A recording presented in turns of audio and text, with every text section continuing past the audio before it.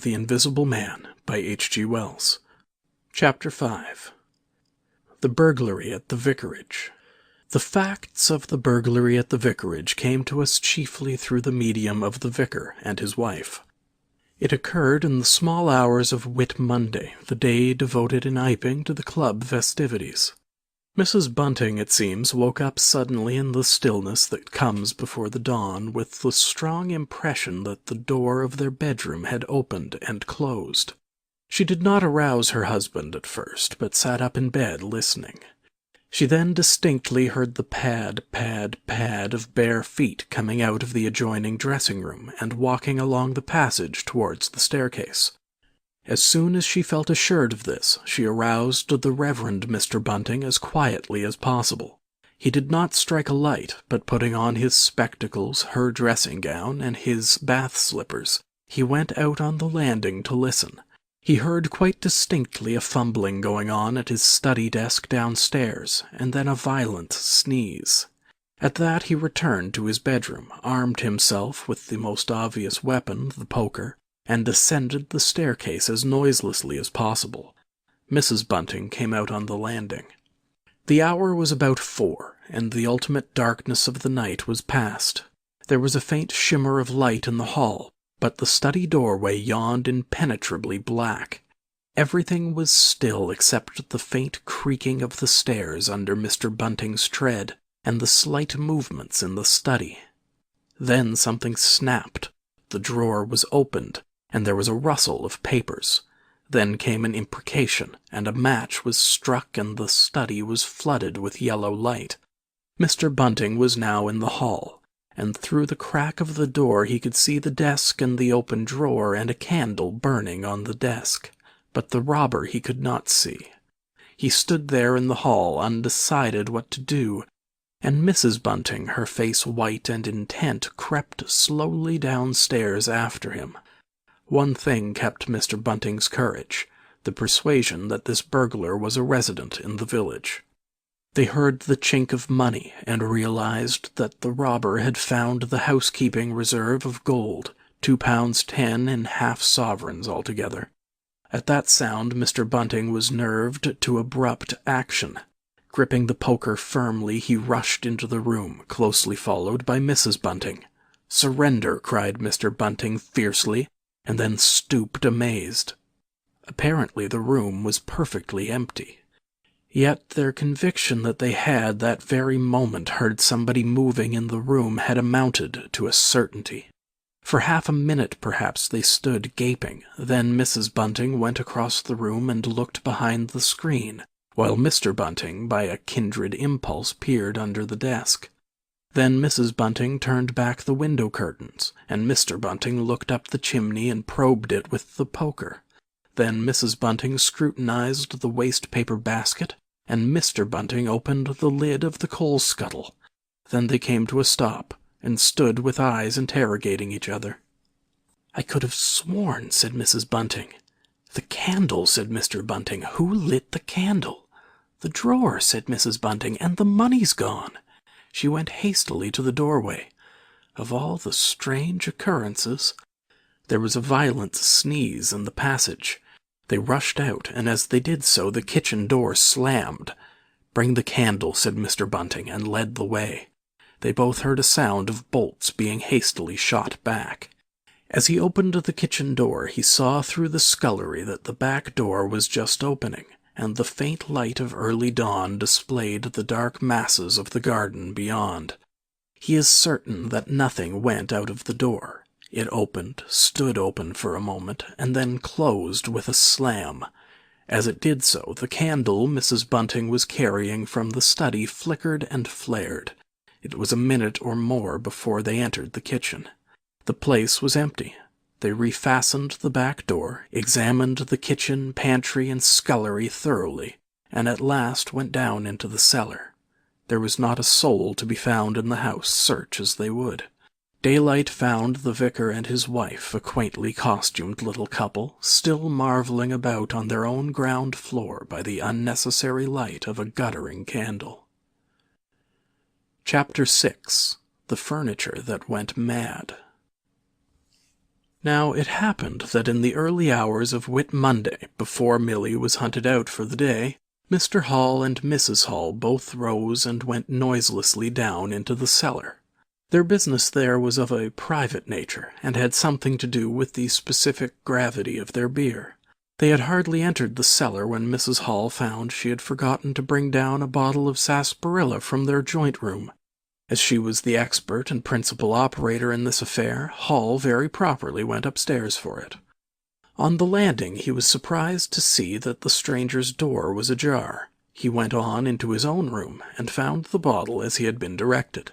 But returning with the bottle, he noticed that the bolts of the front door had been shot back, that the door was in fact simply on the latch, and with a flash of inspiration he connected this with the stranger's room upstairs and the suggestions of Mr. Teddy Henfrey. He distinctly remembered holding the candle while Mrs. Hall shot these bolts overnight. At the sight he stopped, gaping, then, with the bottle still in his hand, went upstairs again. He rapped at the stranger's door. There was no answer. He rapped again, then pushed the door wide open and entered. It was as he expected. The bed, the room also, was empty. And what was stranger, even to his heavy intelligence, on the bedroom chair and along the rail of the bed were scattered the garments, the only garments, so far as he knew, and the bandages of their guest. His big slouch hat was even cocked jauntily over the bedpost. As Hall stood there, he heard his wife's voice coming out of the depth of the cellar, with that rapid telescoping of the syllables and interrogative cocking up of the final words to a high note by which the West Sussex villagers wont to indicate a brisk impatience. "George, you got what I want?" At that he turned and hurried down to her. "Janny," he said, over the rail of the cellar steps, "'tis the truth what Henfrey says. He's not in his room. He ain't. And the front door is unbolted." At first Mrs. Hall did not understand, and as soon as she did she resolved to see the empty room for herself. Hall, still holding the bottle, went first. "If he ain't there," he said, "his clothes are. And what's he doin' without his clothes, then? 'Tis a most curious business." As they came up the cellar steps, they both, it was afterwards ascertained, fancied they heard the front door open and shut.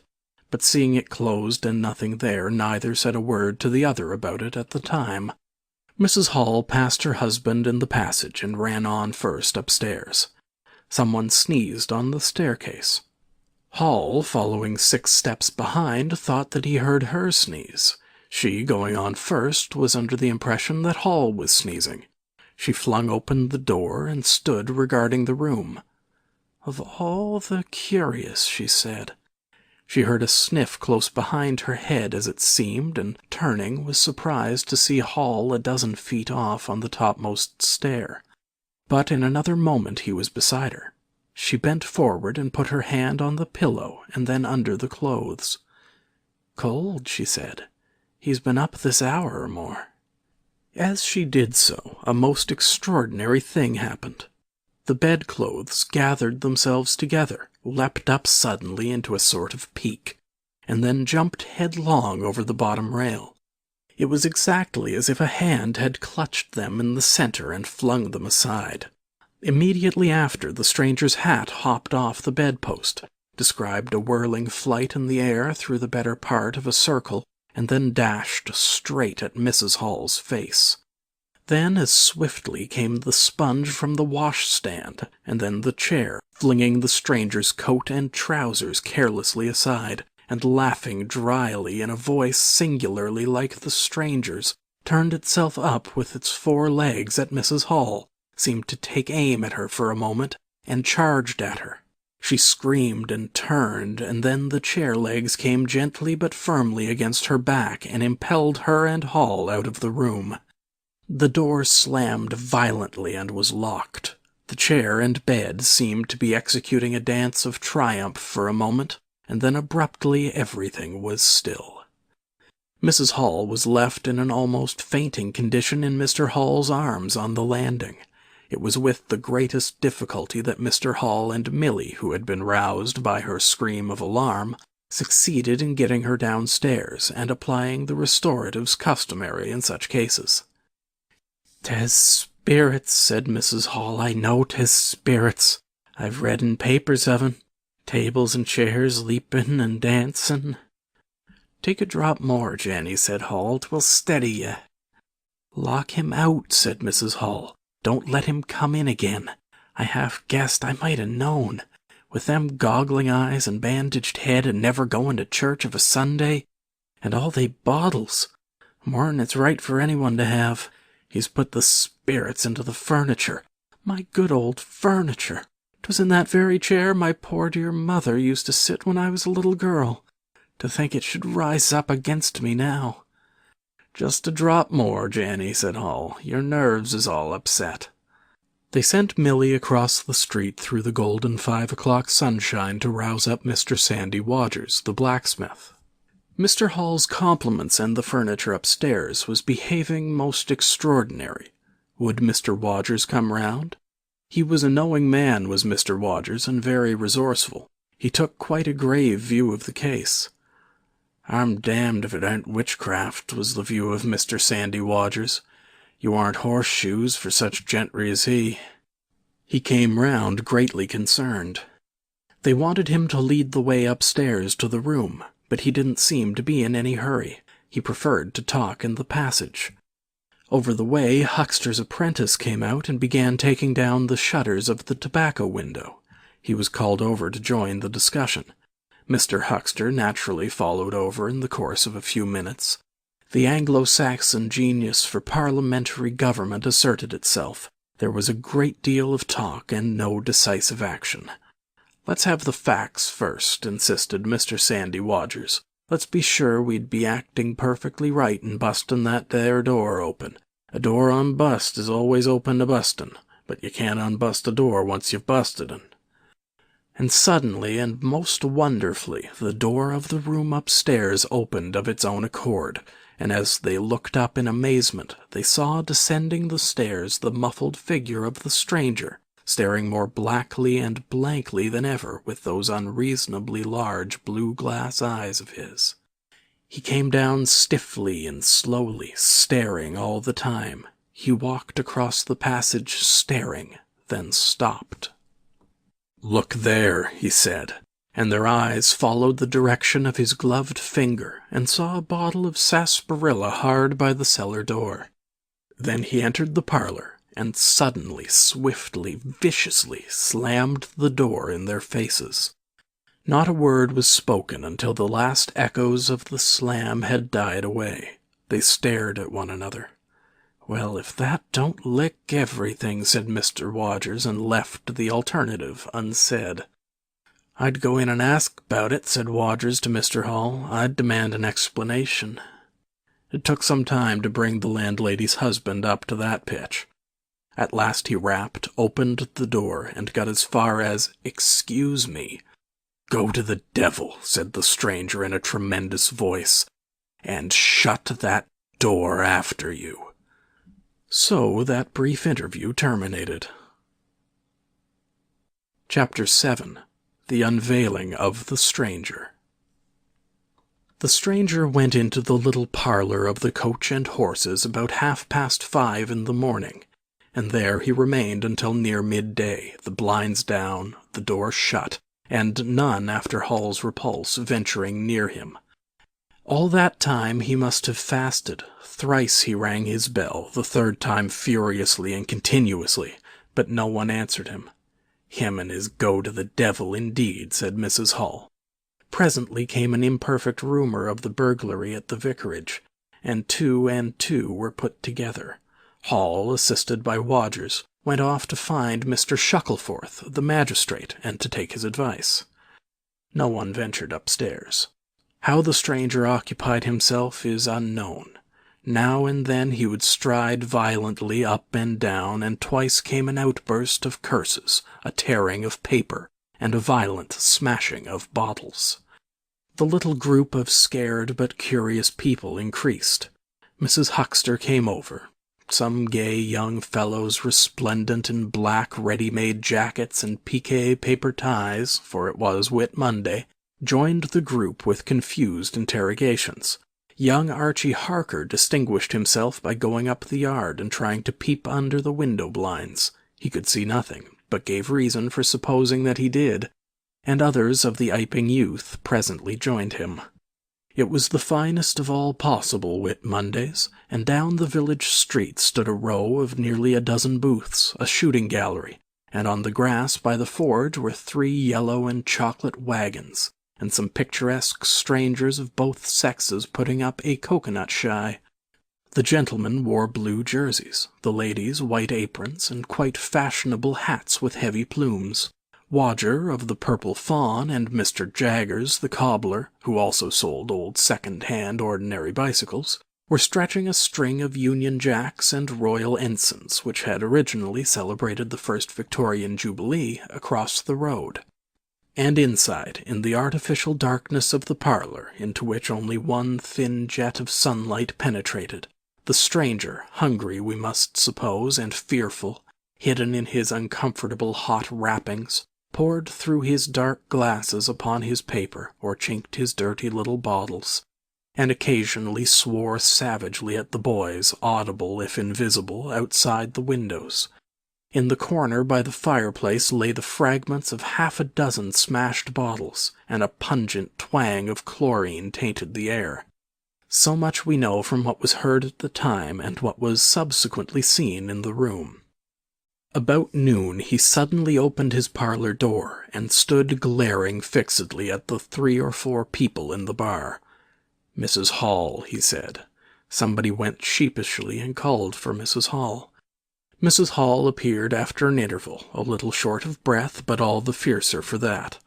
Hall was still out. She had deliberated over this scene, and she came holding a little tray with an unsettled bill upon it. "Is't your bill you're wanting, sir?" she said. "Why wasn't my breakfast laid? Why haven't you prepared my meals and answered my bell? Do you think I live without eating?" "Why isn't my bill paid?" said Mrs. Hall. "That's what I want to know." "I told you 3 days ago I was awaiting a remittance." "I told you 2 days ago I wasn't going to await no remittances. You can't grumble if your breakfast waits a bit if my bill's been waiting these 5 days, can you?" The stranger swore briefly but vividly. "Now," from the bar. "And I'd thank you kindly, sir, if you'd keep your swearing to yourself, sir," said Mrs. Hall. The stranger stood looking more like an angry diving helmet than ever. It was universally felt in the bar that Mrs. Hall had the better of him. His next words showed as much. "Look here, my good woman." "Don't good woman me," said Mrs. Hall. "I've told you my remittance hasn't come." "Remittance, indeed," said Mrs. Hall. "Still, I dare say, in my pocket." "You told me 3 days ago you hadn't anything but a sovereign's worth of silver upon you." "Well, I've found some more." "Hullo," from the bar. "I wonder where you found it," said Mrs. Hall. That seemed to annoy the stranger very much. He stamped his foot.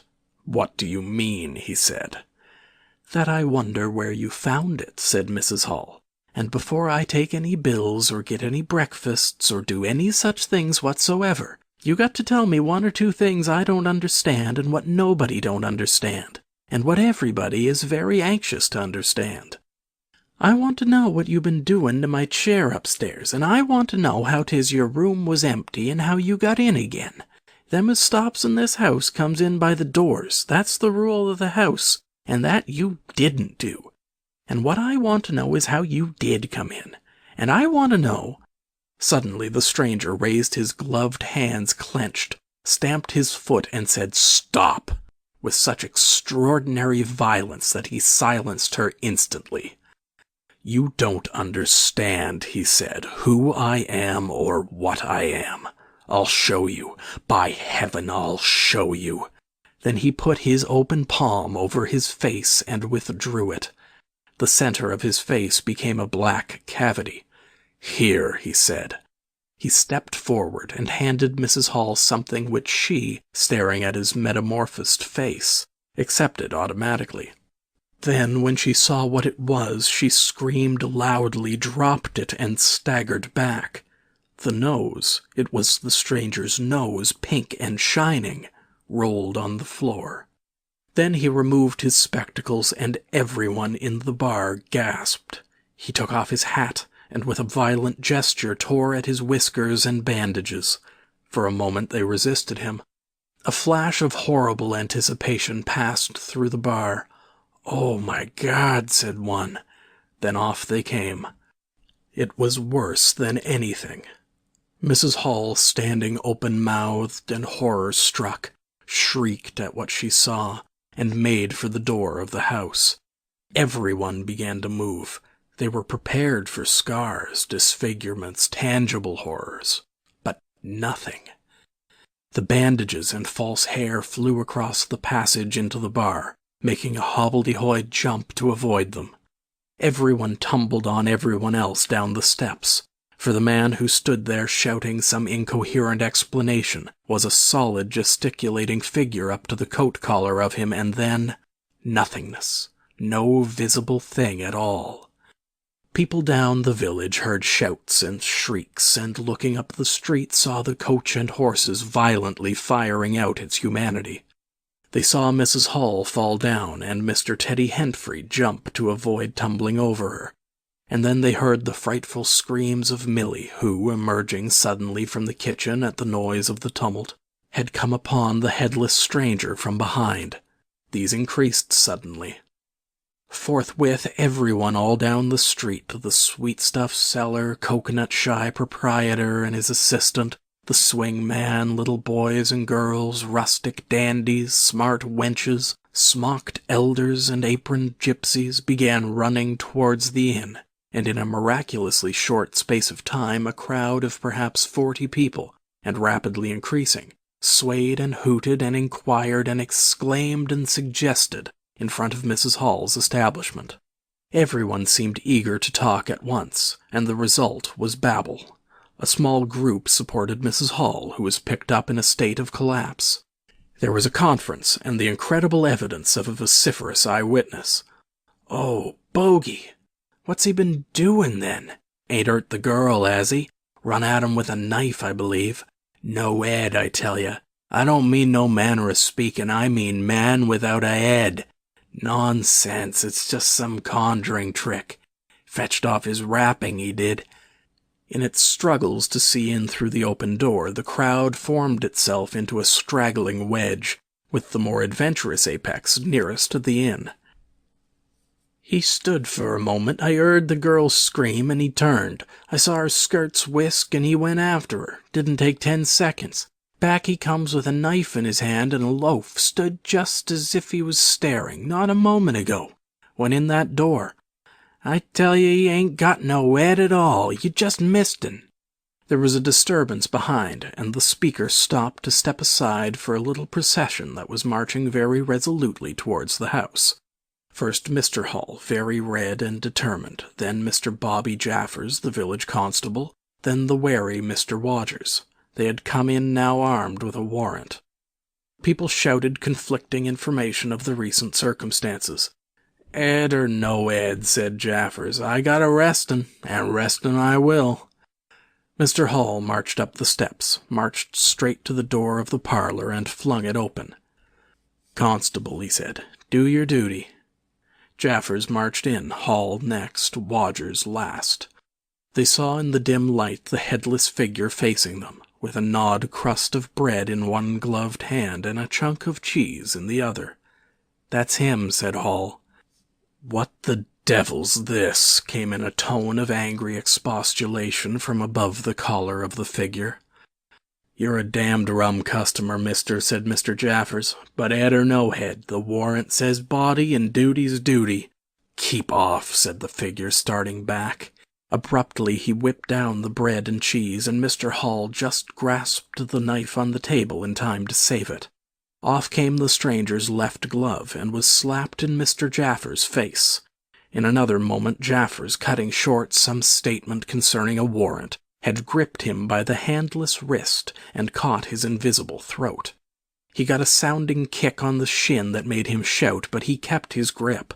Hall sent the knife sliding along the table to Wodgers, who acted as goalkeeper for the offensive, so to speak, and then stepped forward as Jaffers and the stranger swayed and staggered towards him, clutching and hitting in. A chair stood in the way and went aside with a crash as they came down together. "Get the feet," said Jaffers between his teeth. Mr. Hall, endeavoring to act on instructions, received a sounding kick in the ribs that disposed of him for a moment, and Mr. Wodgers, seeing the decapitated stranger had rolled over and got the upper side of Jaffers, retreated towards the door, knife in hand, and so collided with Mr. Huxter and the Sitterbridge carter coming to the rescue of law and order. At the same moment down came 3 or 4 bottles from the chiffonier and shot a web of pungency into the air of the room. "I'll surrender," cried the stranger, though he had Jaffers down, and in another moment he stood up panting, a strange figure, headless and handless, for he had pulled off his right glove now as well as his left. "It's no good," he said, as if sobbing for breath. It was the strangest thing in the world to hear that voice coming as if out of empty space, but the Sussex peasants are perhaps the most matter-of-fact people under the sun. Jaffers got up also and produced a pair of handcuffs. Then he stared. "I say," said Jaffers, brought up short by a dim realization of the incongruity of the whole business. "Darn it, can't use 'em as I can see." The stranger ran his arm down his waistcoat, and, as if by a miracle, the buttons to which his empty sleeve pointed became undone. Then he said something about his shin and stooped down. He seemed to be fumbling with his shoes and socks. "Why," said Huxter suddenly, "that's not a man at all. It's just empty clothes. Look, you can see down his collar and the linings of his clothes. I could put my arm—" He extended his hand. It seemed to meet something in mid-air, and he drew it back with a sharp exclamation. "I wish you'd keep your fingers out of my eyes," said the aerial voice in a tone of savage expostulation. "The fact is, I'm all here, head, hands, legs, and all the rest of it, but it happens I'm invisible. It's a confounded nuisance, but I am. That's no reason why I should be poked to pieces by every stupid bumpkin in Iping, is it?" The suit of clothes, now all unbuttoned and hanging loosely upon its unseen supports, stood up, arms akimbo. Several other of the men-folk had now entered the room, so that it was closely crowded. "Invisible, eh?" said Huxter, ignoring the stranger's abuse.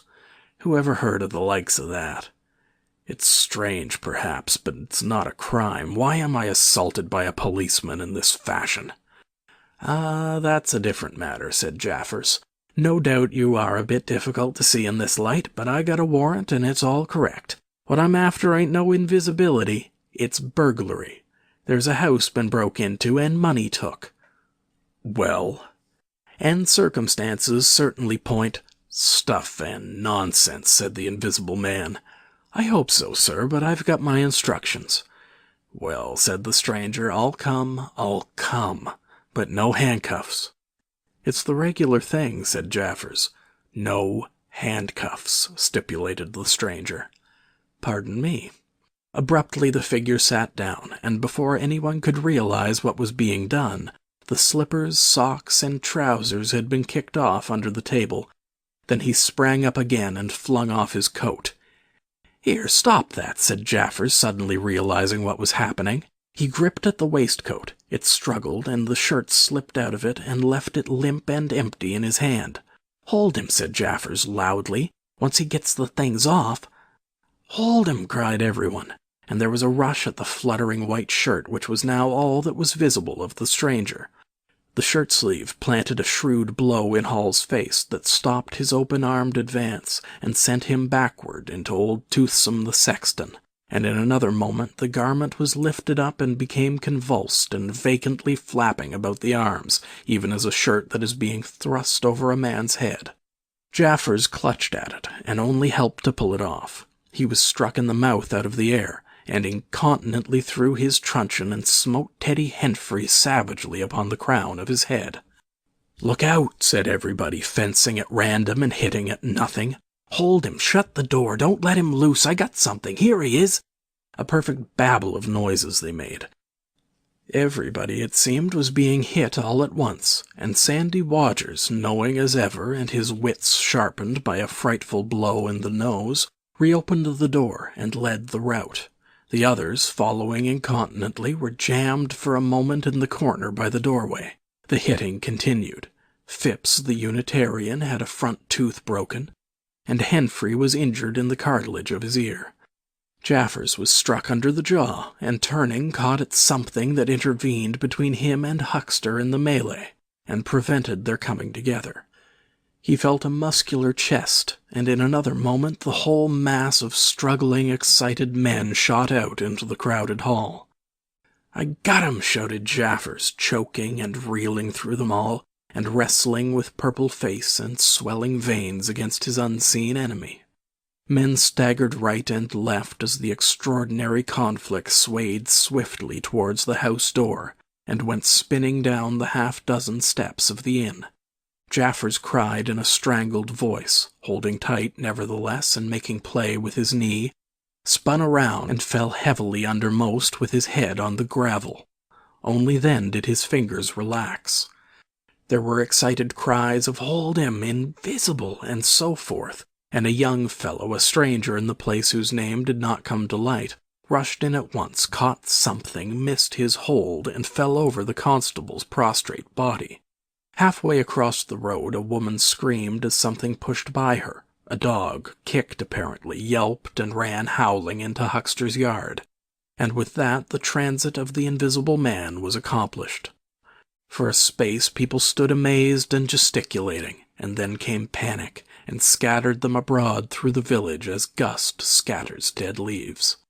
But Jaffers lay quite still, face upward and knees bent, at the foot of the steps of the inn. Chapter 8. In Transit. The 8th chapter is exceedingly brief, and relates that Gibbons, the amateur naturalist of the district, while lying out on the spacious open downs without a soul within a couple of miles of him, as he thought, and almost dozing, heard close to him the sound as of a man coughing, sneezing, and then swearing savagely to himself, and looking, beheld nothing. Yet the voice was indisputable. It continued to swear with that breadth and variety that distinguishes the swearing of a cultivated man. It grew to a climax, diminished again, and died away in the distance, going, as it seemed to him, in the direction of Aberdeen. It lifted to a spasmodic sneeze and ended. Gibbons had heard nothing of the morning's occurrences, but the phenomenon was so striking and disturbing that his philosophical tranquillity vanished. He got up hastily and hurried down the steepness of the hill towards the village as fast as he could go. Chapter 9. Mr. Thomas Marvel. You must picture Mr. Thomas Marvel as a person of copious, flexible visage, a nose of cylindrical protrusion, a liquorish, ample, fluctuating mouth, and a beard of bristling eccentricity. His figure inclined to embonpoint. His short limbs accentuated this inclination. He wore a furry silk hat, and the frequent substitution of twine and shoelaces for buttons, apparent at critical points of his costume, marked a man essentially bachelor. Mr. Thomas Marvel was sitting with his feet in a ditch by the roadside over the down towards Aberdeen, about 1.5 miles out of Iping.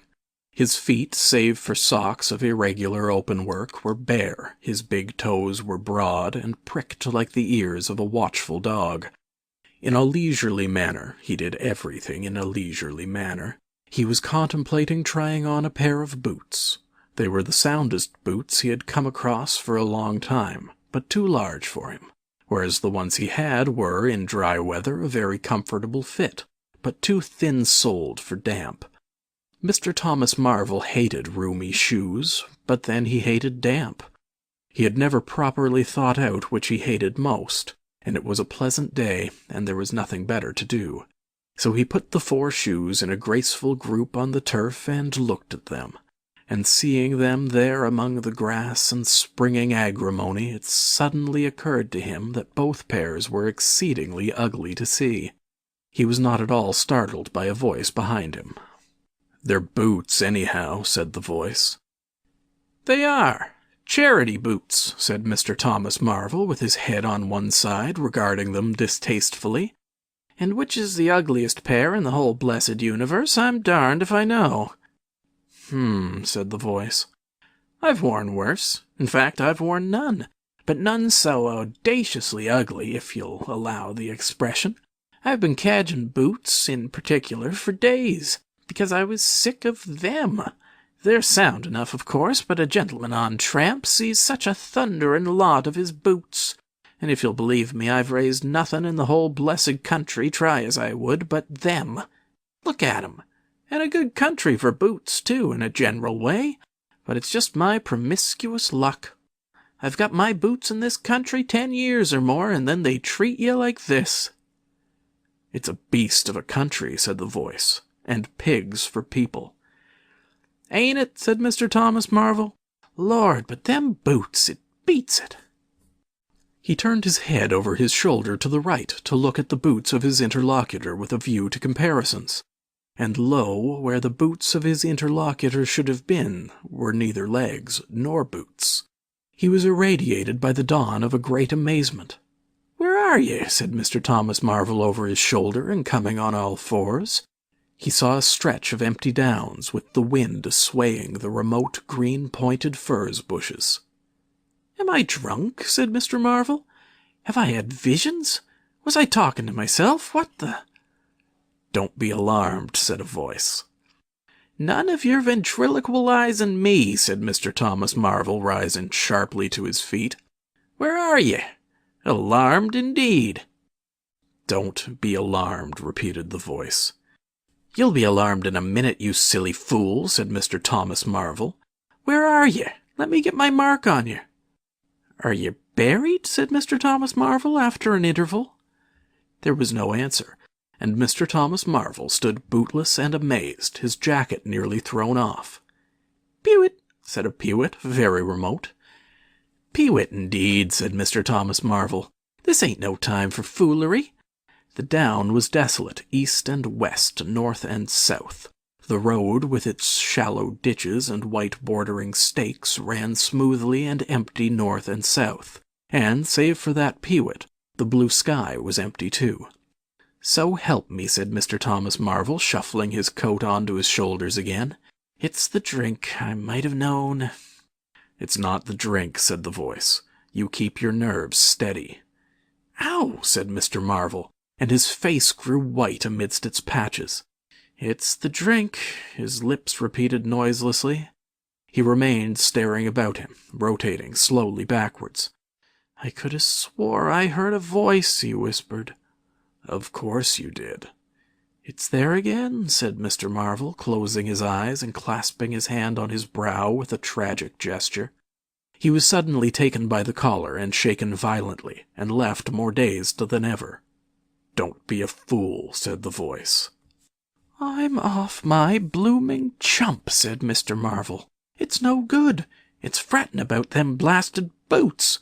I'm off my blessed blooming chump. Or it's spirits." "Neither one thing nor the other," said the voice. "Listen." "Chump," said Mr. Marvel. "1 minute," said the voice, penetratingly, tremulous with self-control. "Well," said Mr. Thomas Marvel, with a strange feeling of having been dug in the chest by a finger. "You think I'm just imagination?" "Just imagination." "What else can you be?" said Mr. Thomas Marvel, rubbing the back of his neck. "Very well," said the voice in a tone of relief. "Then I'm going to throw flints at you till you think differently." "But where are you?" The voice made no answer. Whiz came a flint apparently out of the air and missed Mr. Marvel's shoulder by a hair's breadth. Mr. Marvel, turning, saw a flint jerk up into the air, trace a complicated path, hang for a moment, and then fling at his feet with almost invisible rapidity. He was too amazed to dodge. Whiz it came and ricocheted from a bare toe into the ditch. Mr. Thomas Marvel jumped a foot and howled aloud. Then he started to run, tripped over an unseen obstacle, and came head over heels into a sitting position. "Now," said the voice, as a third stone curved upward and hung in the air above the tramp. my imagination?" Mr. Marvel, by way of reply, struggled to his feet, and was immediately rolled over again. He lay quiet for a moment. "If you struggle any more," said the voice, "I shall throw the flint at your head." "It's a fair do," said Mr. Thomas Marvel, sitting up, taking his wounded toe in hand, and fixing his eye on the third missile. "I don't understand it. Stones flinging themselves, stones talking. Put yourself down, rot away, I'm done." The third flint fell. "It's very simple," said the voice. "I'm an invisible man." "Tell us something I don't know," said Mr. Marvel, gasping with pain. "Where you've hid, how you do it, I don't know. I'm beat." "That's all," said the voice. "I'm invisible. That's what I want you to understand." "Anyone could see that. There's no need for you to be so confounded impatient, mister. Now then, give us a notion. How are you hid?" "I'm invisible. That's the great point, and what I want you to understand is this." "But whereabouts?" interrupted Mr. Marvel. "Here, 6 yards in front of you." "Oh, come, I ain't blind. You'll be telling me next you're just thin air. I'm not one of your ignorant tramps." "Yes, I am. Thin air. You're looking through me." "What? Ain't there any stuff to you? A what is it? Jabber, is it that?" "I am just a human being, solid, needing food and drink, needing covering too. But I'm invisible. You see? Invisible. Simple idea. Invisible." "What, real like?" "Yes, real." "Let's have a hand of you," said Mr. Marvel, "if you are real. It won't be so darn out of the way like then." "Lord," he said, "how you made me jump, gripping me like that." He felt the hand that had closed round his wrist with his disengaged fingers, and his fingers went timorously up the arm, patted a muscular chest, and explored a bearded face. Marvel's face was astonishment. "I'm dashed," he said, "if this don't beat cockfighting. Most remarkable. And there I can see a rabbit clean through you 1/2 mile away. Not a bit of you visible. Except... He scrutinized the apparently empty space keenly. "You haven't been eating bread and cheese?" he asked, holding the invisible arm. "You're quite right, and it's not quite assimilated into the system." "Ah," said Mr. Marvel. "Sort of ghostly, though." "Of course, all this isn't half so wonderful as you think." "It's quite wonderful enough for my modest wants," said Mr. Thomas Marvel. "How you manage it?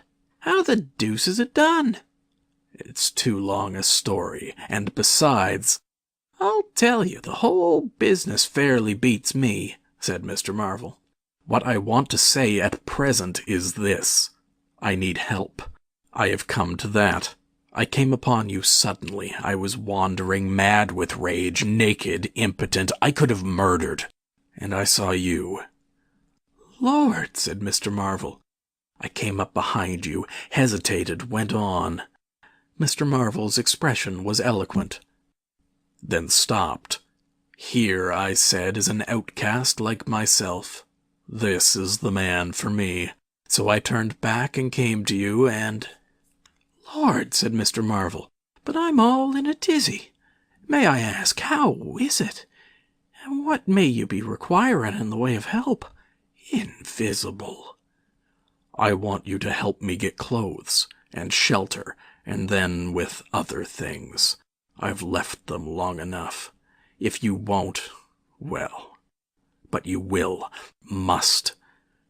"Look here," said Mr. Marvel. "I'm too flabbergasted. Don't knock me about any more, and leave me go. I must get steady a bit. And you've pretty near broken my toe. It's all so unreasonable. Empty downs, empty sky, nothing visible for miles except the bosom of nature. And then comes a voice out of heaven, and stones in a fist, Lord!" "Pull yourself together," said the voice, "for you have to do the job I have chosen for you." Mr. Marvel blew out his cheeks, and his eyes were round. "I've chosen you," said the voice. "You are the only man except some of those fools down there who knows there is such a thing as an invisible man. You have to be my helper. Help me, and I will do great things for you. An invisible man is a man of power." He stopped for a moment to sneeze violently. "But if you betray me," he said, "if you fail to do as I direct you—" He paused and tapped Mr. Marvel's shoulder smartly. Mr. Marvel gave a yelp of terror at the touch.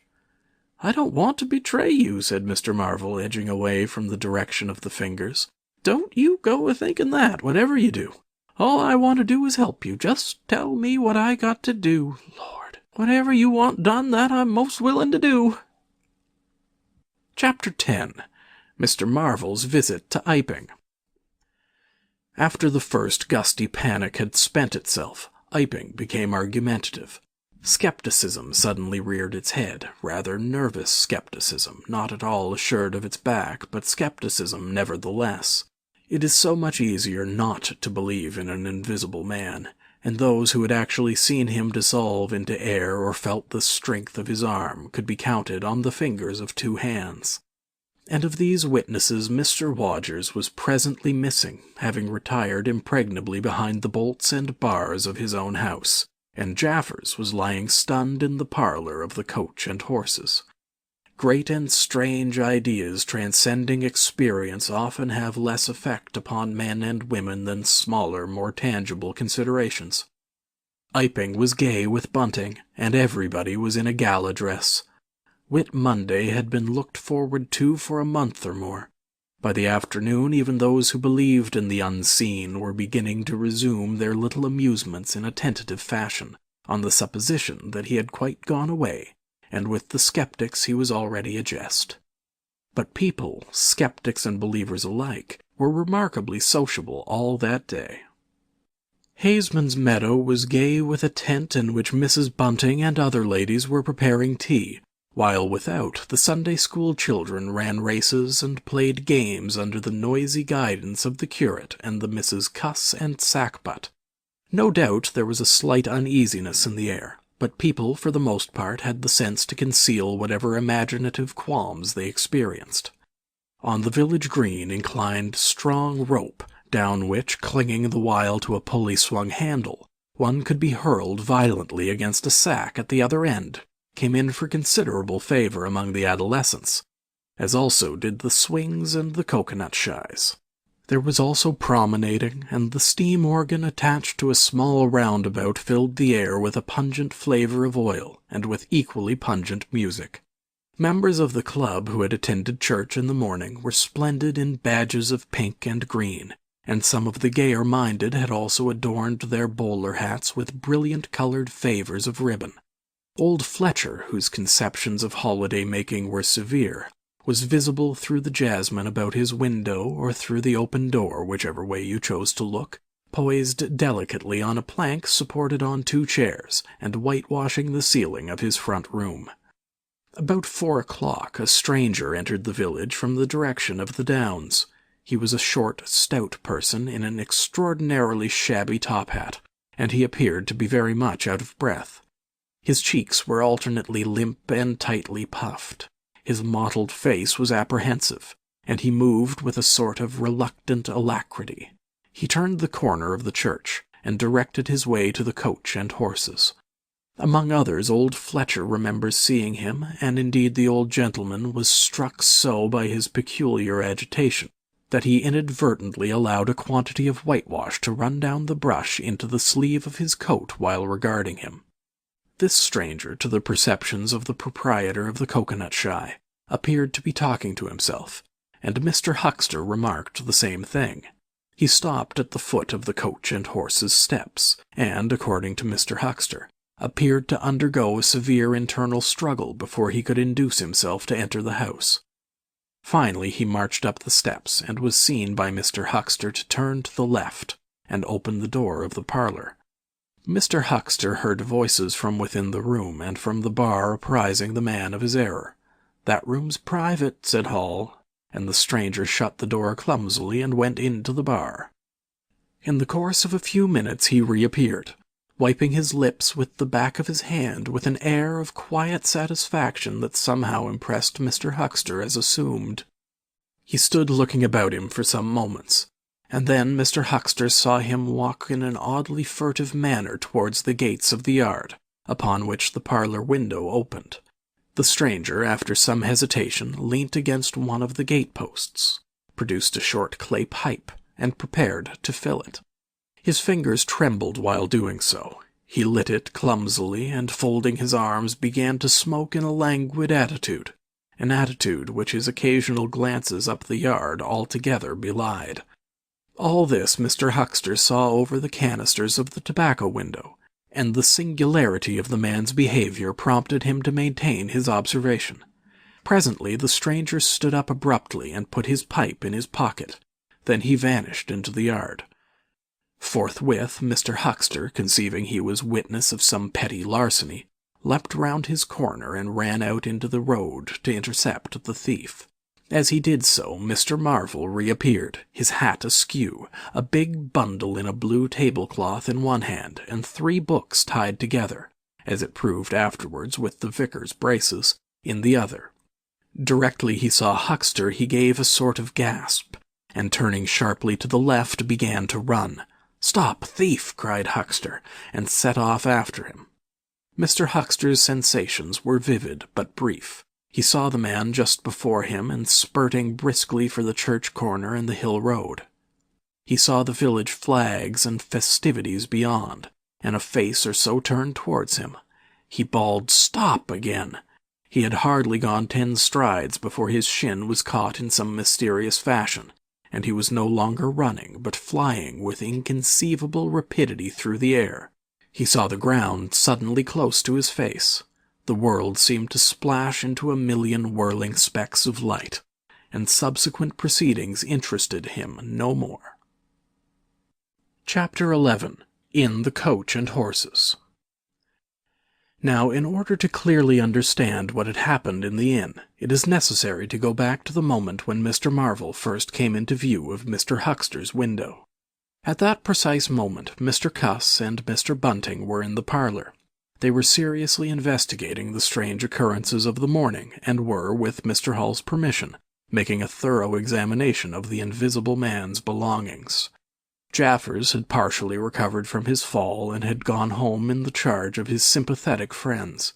The stranger's scattered garments had been removed by Mrs. Hall and the room tidied up, and on the table under the window where the stranger had been wont to work, Cuss had almost hit at once on 3 big books in manuscript labelled Diary. "Diary," said Cuss, putting the 3 books on the table. "Now, at any rate, we shall learn something." The vicar stood with his hands on the table. "Diary," repeated Cuss, sitting down, putting 2 volumes to support the 3rd, and opening it. No name on the flyleaf. Bother. Cipher and figures." The vicar came round to look over his shoulder. Cuss turned the pages over with a face suddenly disappointed. Dear me, it's all cipher, Bunting." "There are no diagrams?" asked Mr. Bunting. "No illustrations throwing light?" "See for yourself," said Mr. Cuss. "Some of it's mathematical, and some of it's Russian or some such language, to judge by the letters, and some of it's Greek. Now the Greek I thought you—" "Of course," said Mr. Bunting, taking out and wiping his spectacles and feeling suddenly very uncomfortable, for he had no Greek left in his mind worth talking about. "Yes, the Greek, of course, may furnish a clue. I'll find you a place." "I'd rather glance through the volumes first," said Mr. Bunting, still wiping. "A general impression first, Cuss, and then, we can go looking for clues." He coughed, put on his glasses, arranged them fastidiously, coughed again, and wished something would happen to avert the seemingly inevitable exposure. Then he took the volume Cuss handed him in a leisurely manner, and then something did happen. The door opened suddenly. Both gentlemen started violently, looked round, and were relieved to see a sporadically rosy face beneath a furry silk hat. "Tap?" asked the face, and stood staring. "No," said both gentlemen at once. "Over on the other side, my man," said Mr. Bunting, "and please shut that door," said Mr. Cuss irritably.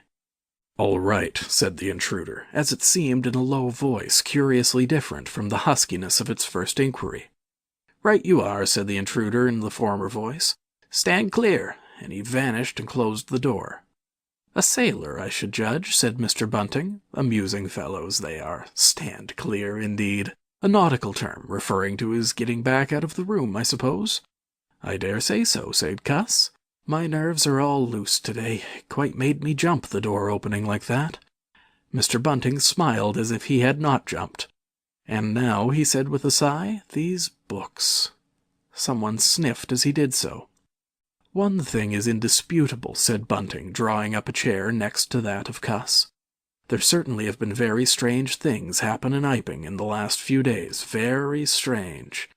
I cannot, of course, believe in this absurd invisibility story." "It's incredible," said Cuss. "Incredible. But the fact remains that I certainly saw right down his sleeve." "But did you? Are you sure? Suppose a mirror, for instance. Hallucinations are so easily produced. I don't know if you have ever seen a really good conjurer." "I won't argue again," said Cuss. "We've thrashed that out, Bunting. And just now there's these books. Ah, here's some of what I take to be Greek. Greek letters, certainly." He pointed to the middle of the page. Mr. Bunting flushed slightly and brought his face nearer, apparently finding some difficulty with his glasses. Suddenly he became aware of a strange feeling at the nape of his neck. He tried to raise his head and encountered an immovable resistance. The feeling was a curious pressure, the grip of a heavy, firm hand, and it bore his chin irresistibly to the table. "Don't move, little men," whispered a voice, "or I'll brain you both." He looked into the face of Cuss, close to his own, and each saw a horrified reflection of his own sickly astonishment. "I'm sorry to handle you so roughly," said the voice, "but it's unavoidable. Since when did you learn to pry into an investigator's private memoranda?" said the voice, and two chins struck the table simultaneously, and two sets of teeth rattled. "Since when did you learn to invade the private rooms of a man in misfortune?" And the concussion was repeated.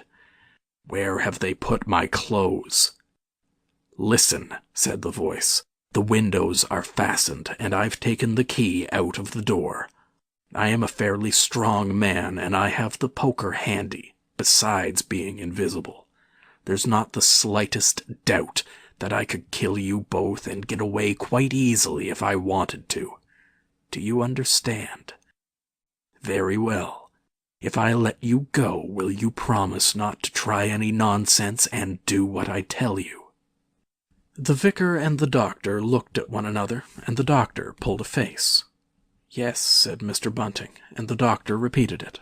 Then the pressure on the necks relaxed, and the doctor and the vicar sat up, both very red in the face and wriggling their heads. "Please keep sitting where you are," said the invisible man. "Here's the poker, you see. When I came into this room," continued the invisible man, after presenting the poker to the tip of the nose of each of his visitors, "I did not expect to find it occupied, and I expected to find, in addition to my books of memoranda, an outfit of clothing. Where is it? No, don't rise. I can see it's gone. Now, just at present, though the days are quite warm enough for an invisible man to run about stark, the evenings are quite chilly. I want clothing and other accommodation, and I must also have those 3 books.